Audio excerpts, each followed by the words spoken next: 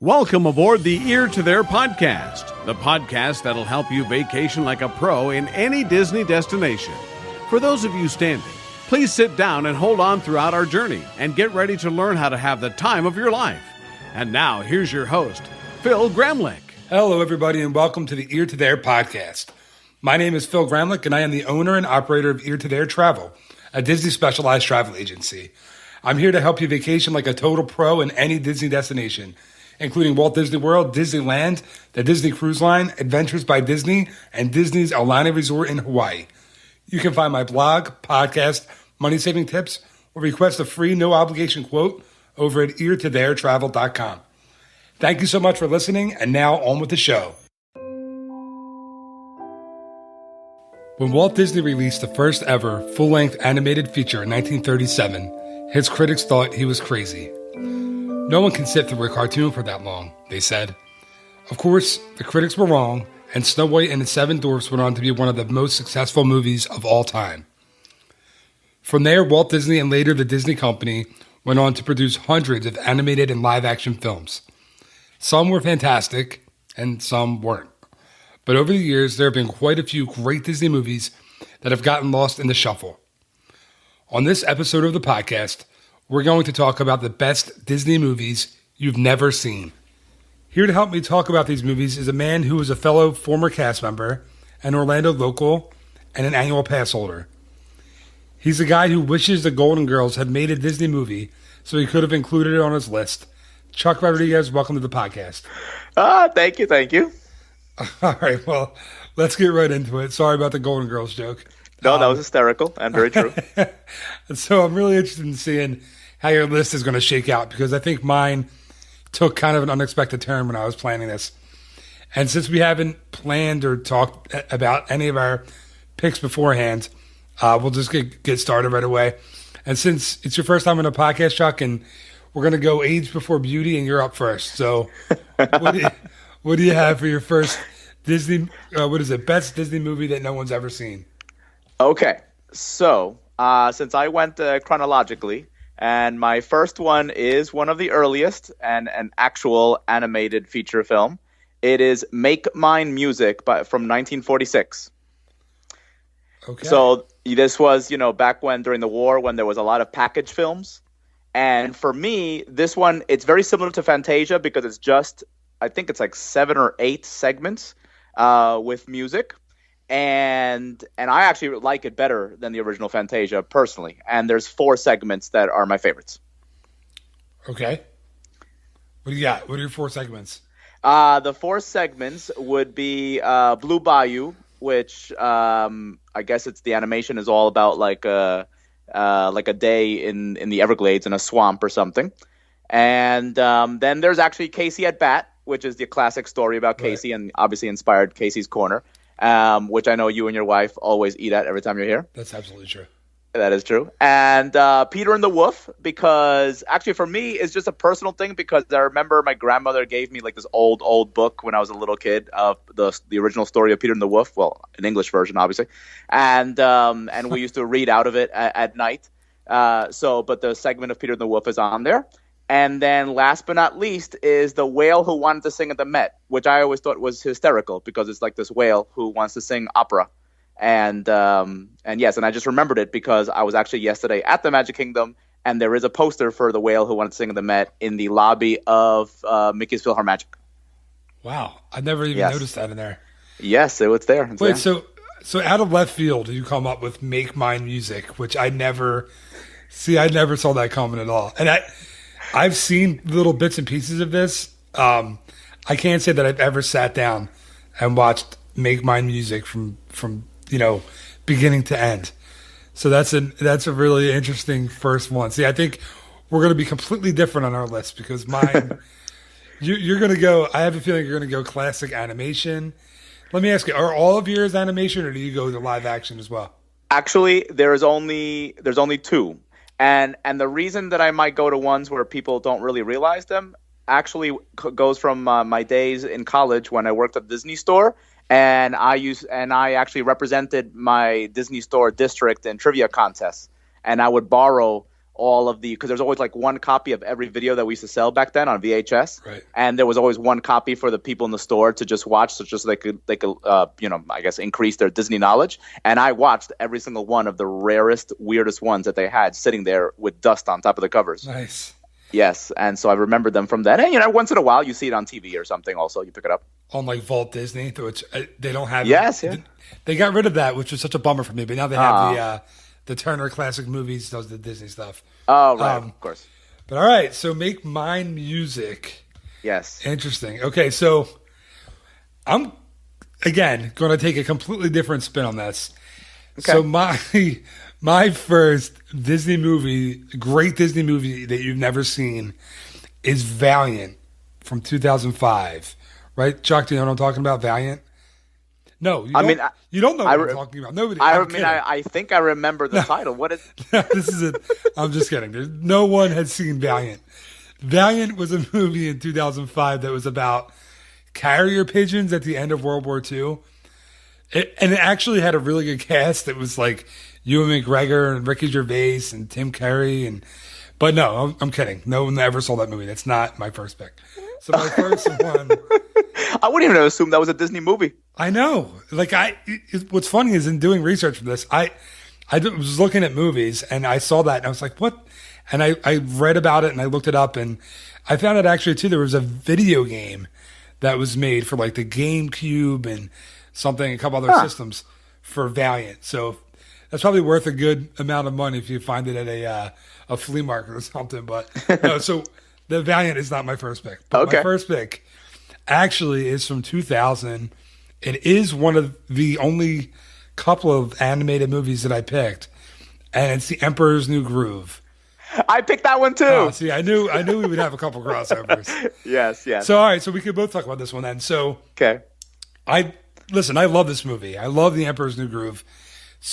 Seriously underrated as far as Disney movies go. It's got a great cast. You have David Spade as Kuzco. John Goodman's in it. Patrick Warburton, who's Putty from Seinfeld. Yeah. And then you get Eartha Kitt as Yzma. Yes. Who was also Catwoman from the end of the old 60s Batman series. That's right. And also sang Goldfinger, the James Bond That's theme. True. And Santa Baby, too. That's right. Before like Madonna. Yeah. Yes. Madonna's version of that, by the way, is terrible. Every Christmas when I have that on, when I'm on, driving around and that comes on, I have to turn it off. I can't listen to that at all. Doesn't hold a candle to Eartha Kitt's version. No, it doesn't. But anyway, yeah. So I really think this one gets kind of a bad rap because it's in that age of, it's right after like the Disney golden age, or the previous golden age. Because now I feel like we're in the there's a new golden age. Oh yeah, with Frozen and Wreck-It Ralph and was it Inside Out? Was that Pixar? Inside Out was Pixar, right? So you get Disney, or you get Frozen, you get Wreck-It Ralph, and now Zootopia. I think is they're it's a new age of great movies from Disney. But agreed. But this was after that last golden age with like Beauty and the Beast and Aladdin, so it didn't get a lot of attention, and also I think it was being creative for a long time. It went through a couple of reboots. Well, they had half the movie finished, and then they changed the entire story. But I don't think it deserves to be in like the clunker, category with Treasure Planet or Dinosaur or Fantasia 2000, which is all stunk. Sorry to say. But what do you think? I mean, I really think it's a really good movie, and it's really, really underrated. I agree, and I find it. To be honest with you, the movie grew on me. It's not like the first time I saw it, I would have thought it was any better than the ones you just mentioned, or most of the films from that era. But it grew on me, and now looking back, I find it fascinating for a couple different points. One of which is that it is, except for Three Caballeros and Saludos Amigos during World War II, I think it's one of the only Disney films that actually is based on a Latino culture. I know that there's one coming out about the Day of the Dead, which is supposed to might be huge, but it's the only other one that is actually based on a Latino, I guess, story, culture, whatever. And yet, of course, none of the voice actors are Latino at all. So that's very fascinating. I never actually thought of that. You're right. And so that's fun. And then, of course, I love the villains. I've always I will prefer a villain out of any Disney movie character, anything, to any Disney hero any day. And I like Eartha Kitt's villain. I believe it's pronounced Yzma. I don't remember how it's pronounced. That's right. Because I love that kind of Disney villain when you have a villain that is not evil. She's just selfish and power hungry and kind of stupid. Right. So, but not one of the evil villains. So that kind of villain is fun. I like that. Wait, so she's not evil, but she does try to poison and kill Cusco. Well, sometimes poisoning is necessary. You got to let her off the hook. Yes, exactly. Because she's so funny that it's okay. She's great. And there's so many great one-liners in that movie too. There is. I love Kronk with his, I think it's spinach puffs when he burns the spinach puffs. Patrick Warburton really can. He can make reading the phone book hilarious. Just his delivery kills me. So I love him, and I love her too. She's great. Why do we even have that lever? Remember that part when? Yes, because your wife actually introduced me to that scene and would watch it over and over and over again. And now my poor children have to watch that scene over and over and over again. But yes, that line is embedded in my head now forever. Yep. Yeah, it's a really good one, and I'm glad we had the same one. It's a really cool thing. It's a great movie, and I don't think enough people have seen it.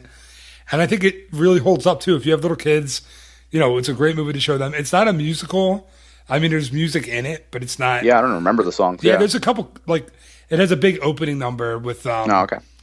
It's David Spade singing, which is not good at all. But, he's definitely at his David Spadiest in this movie. He's completely sarcastic, and it's just funny. So yeah, that's a really good. It's a good one, and I'm not patting myself on the back on purpose because you had it too. So all right, Chuck, we're over to you for your next one. Well, okay. Continuing in chronological order, I go all the way from the late 40s to the late 60s with The Happiest Millionaire from 1967. Nice. And I love this movie because they obviously were trying to make another epic Mary Poppins type of film. It didn't happen, but I feel it's a great movie, underrated. Most people don't realize it. It's a long movie. I think there's several versions out there, and I think the shortest one is 144 minutes. So it is a very long movie, and it actually. Do you know it? Have you seen it? I've seen it back in the days when I watched or when we played the original Disney trivia game. That was the answer to about half the questions. So I have seen it. Not a long time though. Okay, because I know the Sherman Brothers did music for it. I think they did. Right? Yeah. Okay. Yes, and that's the way I really got introduced to the movie because I remember when I moved. I guess I was going to be a sophomore in high school, and I moved back to Long Island, New York, and our mall had gotten a Disney store, and that was the first time I'd ever been to a Disney store. And they had Sherman Brothers cassette tape where it was all the music for the parks and movies that the Sherman Brothers had done up to that point. And I wore that thing out in my cassette radio boombox thing in my room.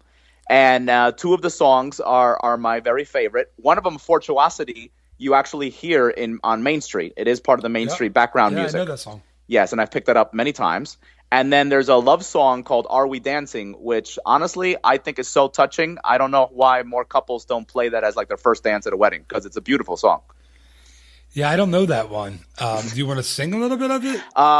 Let's see. I literally have not heard this song in a long time, but it's something like, are we dancing? Are we really here? Right, something like that. That's good. I was going to say, because just in case people actually do listen to this, we don't want to. I appreciate the effort. That's great. No problem. Yeah. So again, I haven't seen this one in a long time. I remember. It's a lot of these older Disney movies you can find them on YouTube if you just look them up. Yes. So this is one of them. Yeah, and it's cool to go back to the 60s movies that these are ones I think you said 67. So Walt Disney actually had passed away before this one I think, right? He died in. Well, he certainly worked on it. In fact, I think the first cut was finished. Oh, so yes, before he died. So it's cool to go back and look at these, these movies that he did, and yes. But yeah, I haven't seen it in a while. And again, wait till you hear my next one because we're going on a completely different track here. Okay. So now I have to find my file. There it is. So my next one, and completely out of chronological order, where you were so prepared and had the order. My next one is completely out of order, and it's all the way to the year 2007, and it's Meet the Robinsons, which is I think it's my only other animated film on here, on my list. And if you're not familiar with it, Chuck, I don't know if I'm sure you've seen Meet the Robinsons. No, I have not, and it's wow. Yes, I regret that this is one of the only animated features I have not seen. All right, so Meet the Robinsons, to kind of give you a little bit of recap without giving too much of it away, it's kind of a movie that I feel like Walt Disney would have made if he had seen this, the 2000s era of filmmaking. It's about I'm trying to think how to say it without giving too much away. Basically, okay, the ultimate message of the movie is to keep moving forward, and that's a Walt Disney quote, obviously. And yes. It's about a little kid who's an orphan who gets to see a glimpse of the future, and I don't want to give too much away, where it's actually his son who brings him in a time machine to see the future, but he doesn't know it's his son at the time. And the evil bad guy in the movie in the future is the kid's orphan roommate when they're in an orphanage, which I know this sounds completely confusing, but it's a really good movie. It's the first animated movie that Disney actually put out once they brought John Lasseter back into the fold, and he became the chief creative officer at Walt Disney Animation. Right. And I think it really shows that he's listed as a producer for the movie. I mean, I don't know how much he actually did, but you can tell that there was a lot of care put into this one.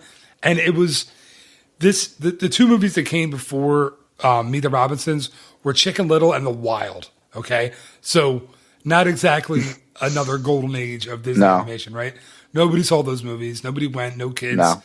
No kids have Chicken Little posters in their room.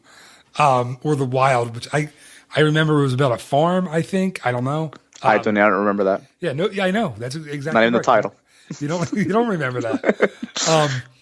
But yeah, Meet the Robinsons is a cool movie. And they actually have, for a while, they had Disney walk around characters in the parks from The Wild. That's not true. From Meet the Robinsons. Yeah. The bad guy's name is the bowler hat guy, and I remember running one of the Disney races, I think last year, and you could stop and get a picture with him, and I think it's, what the heck is his name? Wilbur, I think, from Meet the Robinsons, the kid. But anyway, it's a really good movie. It's fun.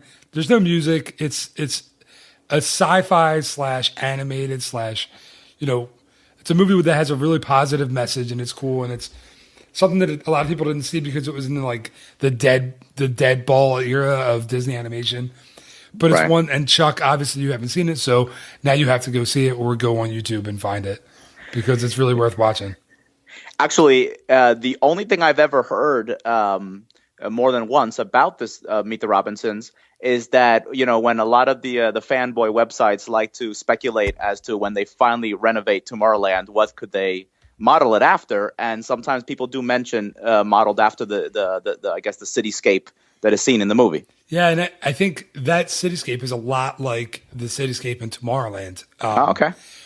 Which, again, I think Disney was really hoping they would have like a runaway hit on their hands with that one. Yes. Because it's called Tomorrowland for, and they could just could have completely renovated Tomorrowland to make it like the movie. But again, Clooney didn't produce it. It's not good enough, and they're not going to make Tomorrowland into the new Tomorrowland in the parks. But did you, just not to go off on a tangent too much, but you've seen Tomorrowland, right? I mean, I saw it on opening day. Okay. I was that excited. Yes. And what did you think? I was completely disappointed. See, that's funny because I didn't see it in the movies because, as you know, we have little kids and we get to see one. it's getting better, but we get to see one movie maybe every 6 months or so in the movie theater. But so I think around that, when that was out, we probably saw, who knows? I don't know what movie we saw at that point, but I saw it. I didn't get a chance to see it until it came out on Blu-ray. And I really liked it. I think maybe I really liked it because I didn't spend the money. I didn't, buy into the hype. I waited and saw it, in my house. But okay. I thought it was really good. I didn't think it deserved the. I didn't hate it, mind you. Okay. I just realized that it was not going to be, because I really thought it had the potential of being like, the next Pirates of the Caribbean franchise. I mean, a couple years before it came out, it had the whole, D23 Expo thing where people were, they premiered the trailer there and people were flipping out. And yeah, it's a shame. I thought it was good. You're right. It wasn't great. No. But from Meet the Robinsons and what could have been Tomorrowland, we're going back to you, Chuck, for your next one. Okay. Then I jump from 1967 to 1971 with Bed Knobs and Broomsticks. All right. This movie does not get as much love as it should. I know that I've read many things that say that they really, really assumed that this was going to be same as Mary Poppins or even better. And I think every time I've watched it, which I've watched it 100 times growing up, I feel it practically is as good as Mary Poppins. And I wish it had, been more popular. Even could be a Broadway musical, now that they're making musicals left and right. Yeah, this is it. You're right. This is a really good one. I remember watching this when I was a kid. We had it. I think one of my teachers put it on in grade school. And it came out, what did you say, 71? So yes. I probably watched it in the 80s somewhere, and I really liked it back then. And yeah, it is. You're right. It is kind of that Mary Poppins feel to it. It has another movie has the Sherman Brothers music in it, which they did music for the Disney parks, for the movies, for everything. Yes. From the the 60s through the probably 90s, I guess they were still together doing music.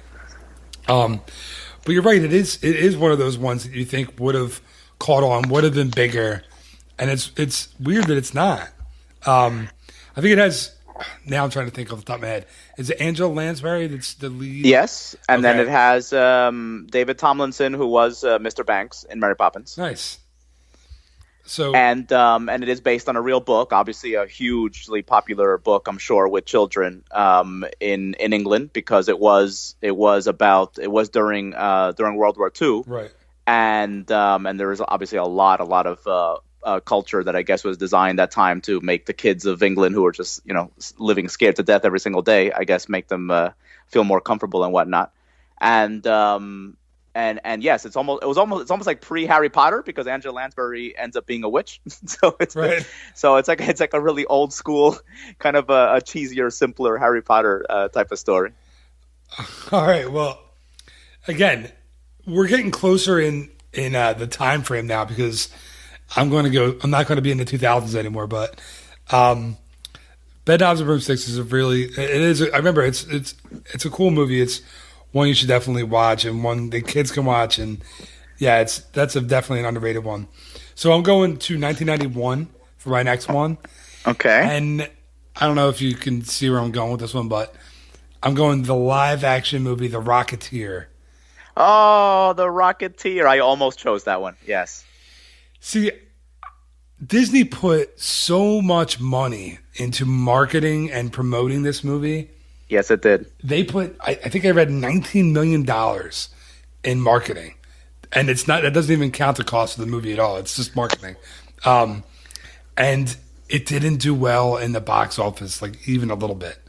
And critically, it did okay. I mean, critically, if you look at it now, I think Rotten Tomatoes has it in like the 60s or 70th percentile for rating, which isn't awful. But I think people were turned off by the fact that it said Disney it was Disney's The Rocketeer. And I think people thought it was a kid's movie, which it wasn't. It's obviously it's a family movie. It was a family movie. It was fine. But it's not a kid's movie. And this is going to be listen, just go with me. This is going to be a stretch of a comparison here. But I kind of think it's almost comparable, and not completely, to the first Captain America movie. And no, it's not violent. But it's that, period kind of movie where it's set in the 30s, and it's like, I'm trying to think of the right word, but it's like the glitz and glamour of like Hollywood, and there's this guy who is he's a pilot, and he becomes like a superhero, and it's a really cool movie that I just don't think it gets enough recognition as it should. And it's let me try to think what the guy's name is. I forget the actor. Yeah, now I wrote this down and now I can't remember. Yeah, I don't remember his name, but I know. Right afterwards, he was on that show Sisters on NBC. Yeah, so I never saw Sisters, but I do know. I'm looking it up now. It's Cliff Secord or Cliff Secord or whatever his name was. But he was kind of an unknown when they cast him, and he stayed an unknown after the movie was out. He just didn't catch on at all. No. But it has a really good like supporting cast. There's Jennifer Connelly is his girlfriend, Jenny. Yeah. And the bad guy is Timothy Dalton, who was James Bond at the time, right? So that's right. That was kind of cool. That's right. And Terry O'Quinn plays Howard Hughes, and Terry O'Quinn, of course, is Locke from Lost, which I know was one of both of our favorite shows ever. Yes, I did not realize that he was on there. So this is one that I rewatched recently okay, so I can say that I watched it. So when the movie first came out, it had the movie poster was the main star of the film, Cliff Secord, and or Secord. If you're listening to this, Cliff, I apologize for getting your name wrong. You're probably not listening, but it was a picture of him in the Rocketeer costume, and it wasn't doing well. So they realized, well, hey, we have Timothy Dalton, who's James Bond, and we have Jennifer Connelly, who was really famous at the time. So they've redid the movie poster because it was doing so poorly, and they put, those two on the poster more prominently. But I think it was kind of too late to save the movie. But if you can get it, and you can walk into your local Blockbuster video store and and rent The Rocketeer tomorrow, you should. It actually is. It's a really good movie. The whole family can watch it. And did you know, Chuck, that there at least up until recently, I haven't been there. There's I haven't been there in a while, not since all the changes started happening at Hollywood Studios. But there is a Rocketeer jetpack in the 50s, not the 50s, in the Sci-Fi Dine-In lobby. When you walk in, if you walk down the hallway there, up on the shelf, there's a Rocketeer jetpack in there. Oh no, I have not realized that from the movie. Yeah, and another little Rocketeer tidbit for you is one of the songs in the in Epcot at the Fountain of Nations that they play on the loop is one of the Rocketeer songs, from the soundtrack of the movie. I did not realize that. Now I'm definitely going to rewatch the movie. Yeah, it is a good movie, and it's fun, and it doesn't get they marketed it completely wrong. I think they just kind of mess that up because it is a good movie. So yeah, so you should definitely check it out. I'm looking through my wallet for my Blockbuster card right now. Yeah, those things kind of always seem to go missing these days, don't they? They have these red machines in front of like pharmacies now that you can get those DVDs out of too. So it's called Redbox outside of Walgreens or CVS. Yeah, I've never used one of those. I have. It's great. Yeah, I'm a Netflix streaming, and if it's not on Netflix streaming, I don't usually. Then you don't bother. No. Okay. So all right, so from the Rocketeer, Chuck, where do we go next? Okay, 1980, Popeye. All right. I don't think a lot of people realize that Popeye even was a Disney film, and apparently it was a joint effort between Disney and Paramount. And it was a huge movie. I remember I would have been 5, and I remember going to see it in the theaters with my parents, and I remember buying it on VHS and watching it 1,000 times during the 80s and 90s. So I've never seen Popeye. Well, you certainly should. First of all, Robin Williams. I know, Popeye, yeah, I know Robin Williams, and it's which is and incredible. the girl, the woman who was in The Shining. Olive Oil. Yes, Yeah, yeah. that is right. What's her name? Shelley Duvall. Yes, I remember Yes. her. So at the time, she had just come off of The Shining, because I believe Shining was either 79 or 80. And yes, so the scary woman Shelley Duvall. Yes, she was Olive Oyl, and it's a musical. And there are some of the songs I still remember to this day, including the one that they sing when the movie starts, because it's the town of Sweet Haven, just like in the Popeye comic strip and cartoons. Okay. And Popeye kind of lands there, and he's looking for his long lost father, and the whole town sings about about Sweet Haven, and it's incredible. I wouldn't mind singing it for you if you like. You know what? Go ahead. We already have one song. Do it. Sweet, sweet haven, God must love us. We, the people of Sweet Haven. Yes, and it goes on and on like that as they walk around throughout their day. Yes. Well done.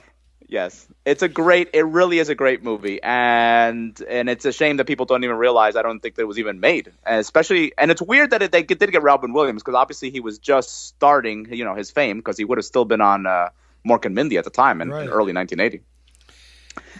Yeah, so maybe they did think it was going to be this big hit when it came out. I have to imagine. I remember seeing this when I was a kid on, flipping through the channels on my old school cable box, and I would see it, and I'd be like, nah, I can't. I'm not going to watch this one. So this is one that I have actually never seen, but now I'm kind of interested, and now I'm looking right now that it's on Netflix. It looks Yes, it is. So yeah, I'm going to watch it this week. Yes, cue it, watch it. I bet the kids will like it too.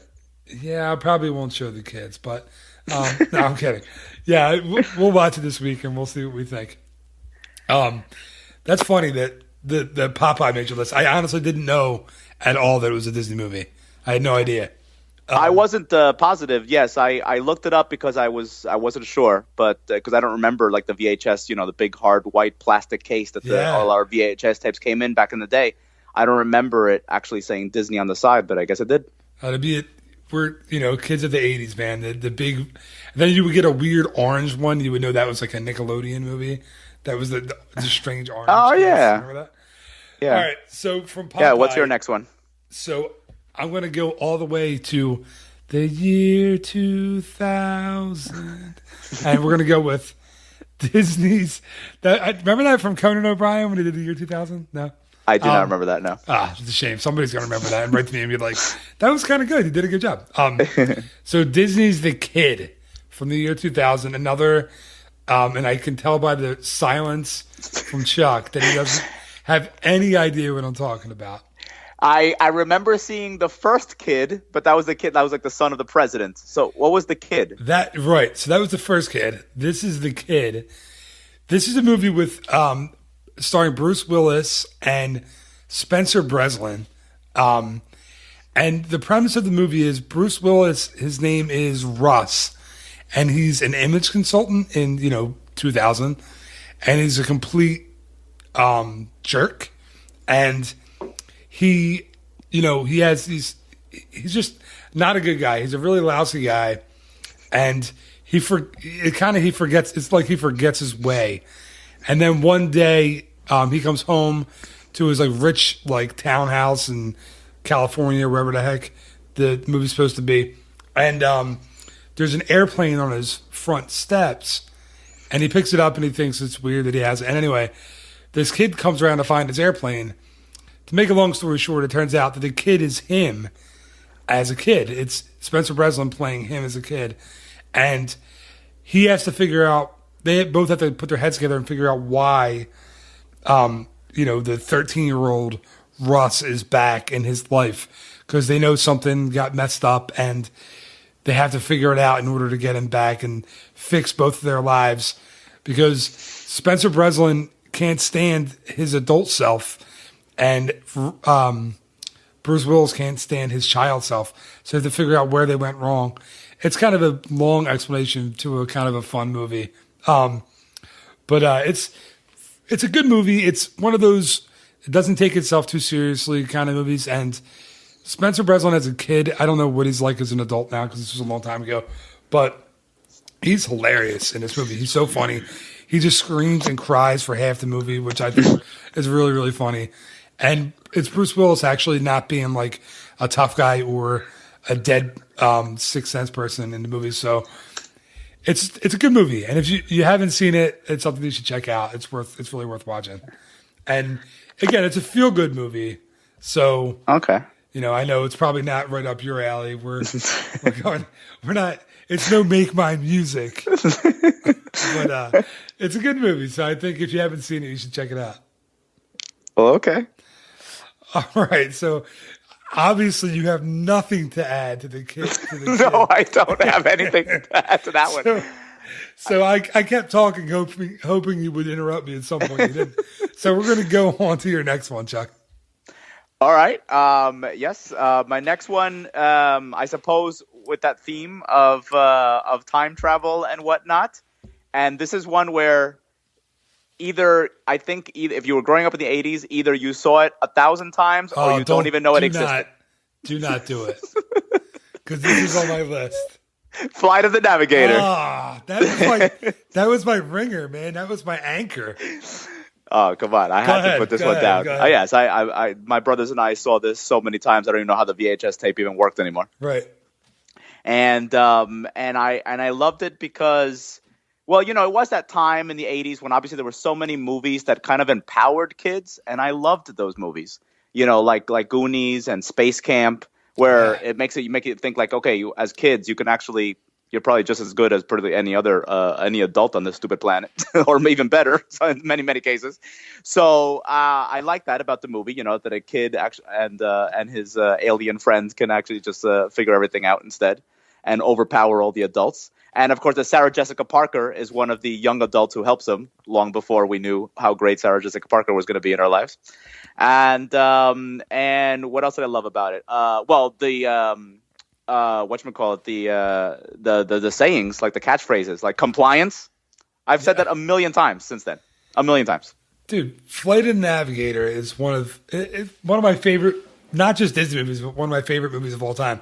It was like the movie of my childhood. Like that movie, I remember seeing that in the movies, and we owned it on VHS too, my brother and I, and we watched it probably 100 times.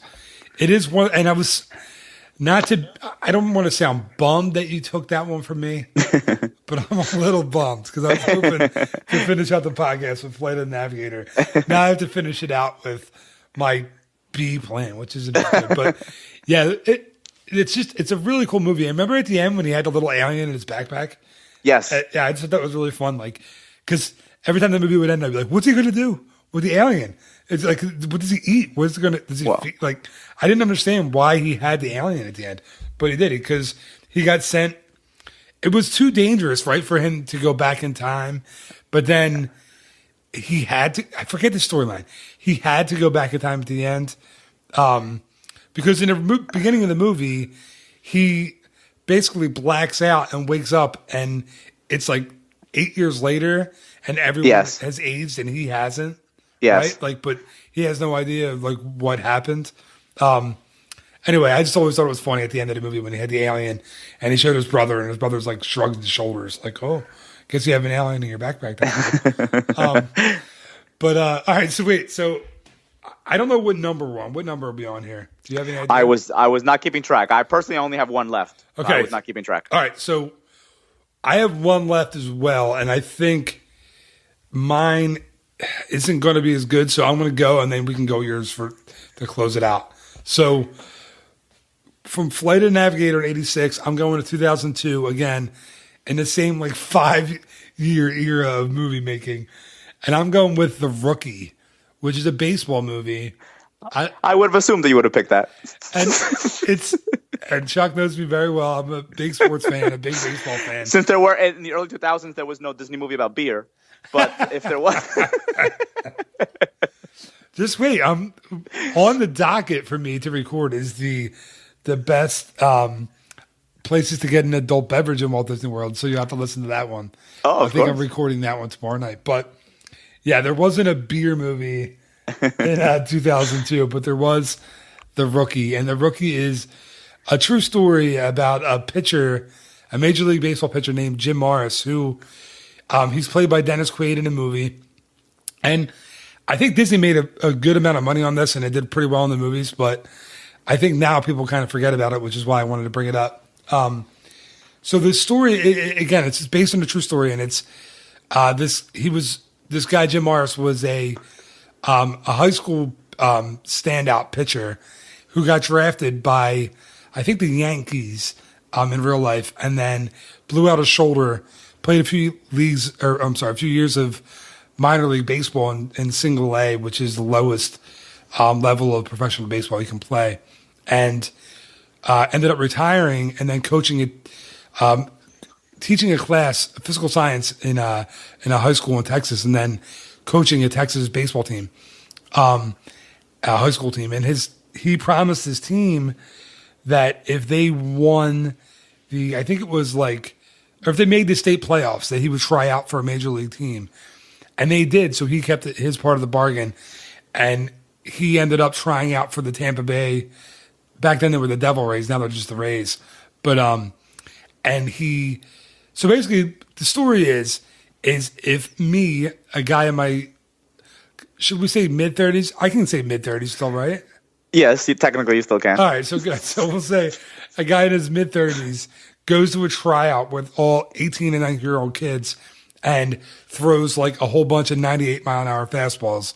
That's what the story is. So he ends up throwing, 98 miles an hour, gets signed by the Devil Rays, and ends up ultimately pitching for them down the stretch in a major league season. So it's a really cool true story, but it's a great movie. It's a classic Disney live action movie. It's very, I don't know what word, feel good. It's a little bit sappy, but the fact that it's a true story makes it really cool. And the guy really did. His first batter that he faced as a major leaguer, he struck out on 4 pitches, which is really cool. But in the movie, they take a bit of a liberty with that, and he strikes out. The guy's name is Royce Clayton, who he faces, and he strikes him out on 3 straight fastballs, which actually didn't happen in real life. It was 4 pitches, but now I'm nitpicking. But the movie's good, and if you haven't seen it, I think it kind of gets lost in the shuffle now. You should check it out. It's a good movie. It's a true story, so it's fun. So Chuck, I don't know have you seen it? You probably haven't. No, I did back in the day. I saw it at least at that one time, I guess, when it came out or whatever. Right, so it's a good, right? It was a good movie. Of course it was. Because I know you're making fun of me for picking it, but no, only because I know you like sports, but yeah, no, I saw it and it's a very good movie. Well, very well done, touching, a little bit touching. It is. All right, well, there's a lot of pressure on you here because you're closing out the list tonight. So what do you got for your last one? Well, the thing is, okay, now I feel bad that we're ending with this, but I was going in chronological order because this next movie is from 2004. But the reason I chose it is, and I'm hoping that if we do have any listeners besides the few people that we both know, that that they understand that, especially when it comes to Disney films or films from anywhere really that don't get that much love, but you personally love it. It is because of a personal connection, because it is art, and art, the whole point of art obviously is to connect with how you're thinking or feeling, because they might match it somehow in their storyline or in their or in the songs or something. And so at the time, even though it is one of the Disney animated feature films that definitely was from the non-golden age, not even probably the plastic age, the dead where nobody would ever think about it. I mean, it's not as bad as Treasure Planet. I mean, I wouldn't go that crazy, because nobody would ever pick Treasure Planet except maybe the actors who are in it. But I picked Home on the Range. Do you remember Home on the Range? Wow. Yeah, I do remember Home on the Range. Yes. And so my personal connection to Home on the Range is because at that time in 2004, it was a very bad year for me. And the movie does have a very uplifting theme. And the song from Bonnie Raitt, to this day, I still have it on my phone. I believe the song is the official title would be "Will the Sun Ever Shine Again?" It's a beautiful song.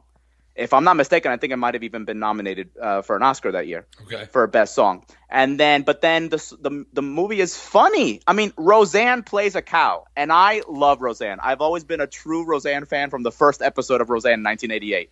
That woman could do no wrong for me. So I find her absolutely hysterical. So you do remember watching it back then or since? I have not watched it since. I watched it when it came out on I guess it was DVD, right? 2004? Yeah, it was DVD. So, yeah, I watched it on DVD in 2005 probably, and I haven't seen it since. I do remember liking it. I do remember thinking it was really funny. It's hysterical. Yeah, and it does. Like that, I love obviously I love, because I don't have kids, I love the Disney films where the humor is perfect for adults, and who cares if the kids get it or not? I want to get it. Right. Yeah, it is. It does have that kind of humor in it, and it's you're right. It's a fun movie, and it is one that I love that when you mentioned it, you were like, do you remember this movie? Because it is one of those that you're like, I think most, even casual Disney fans aren't going to remember the name of this movie. They haven't seen it. What's really funny is one of the reasons I remember it so well is because when my wife and I bought our first high definition TV, this movie was on the show floor on this TV, and it had the settings cranked all the way up, and I saw the color and the animation, and I was like, well, that's the TV I'm getting, because look at that. But yeah, no, it is a good movie. I don't remember the Bonnie Raitt song, but I'm sure if you say it's good, you probably remember the song that I think is practically in the beginning of the movie, which was by Katie Lang, and it was Little Patch of Heaven, while they all sang about the farm as the movie started. Okay. That was a great song, yeah, and a great musical number. So I don't remember it, but but I'll take your word for it. All right, well, I'm not going to recap the list because I have no idea which order we went in. No, probably not. But we were all across the board, but it was fun, and we did have. I mean, really, we couldn't have gotten. We couldn't really have been a lot, more different than we were on this list, I don't think. Exactly. We only had two that were similar, and the rest, it went for very different reasons. Yes. Right, and of course, the one that I was so excited about you took, but yes. That's fine. All right, Chuck, well, thanks again for thank you for recording this podcast with me. I really appreciate it. So that's going to wrap it up. So, again, thanks for taking the time out of your night. And so I'm looking forward to doing the next one with you. I'd hope you would record another podcast with me. Yes, of course. I'd love to. And maybe next time we'll do the I think I mentioned this to you before. Maybe we could do the cheesiest foods in Walt Disney World podcast. I think that would be a good one. The cheesiest foods. Yeah, so nothing in Walt Disney World that I've ever actually tasted. Right, so. Because I detest cheese. Yes. That's the most, again, I have to, if there are listeners out there, I have to tell you that the strangest part about Chuck is that he doesn't like cheese. He's the first person in my life that I've ever met that doesn't eat. Well, no, you eat cheese because you eat pizza. Yes, I will eat pizza if it's very, very well done. Like, for example, I do love the pizza place in Italy at Epcot. I always forget their name, but yes, I've been there 10 times since it opened. Yes, that's very well done. All right, so we're going to skip the cheesy podcast next time, but we'll pick something else. But thanks again for doing it for me. I appreciate it. No problem. And have a good night. I'll talk to you soon. You too. All okay. Right, thanks, Chuck. Bye. That'll do it for this week's episode of the Ear to There podcast. Thank you so much for your time, and I hope you had as much fun listening as we had talking about this topic. If you enjoyed the podcast, please check out the blog over at eartotheretravel.com. It's full of interesting articles, fun stories, Disney recommendations, and a lot more. You can also head over there to request your free, no-obligation quote for your Disney vacation. I'd love to help you plan your next trip to any Disney destination, and remember, my services are always free of charge. Thanks again for listening, and watch out next week for the newest episode of the Ear to There podcast. Have a great week. Bye-bye.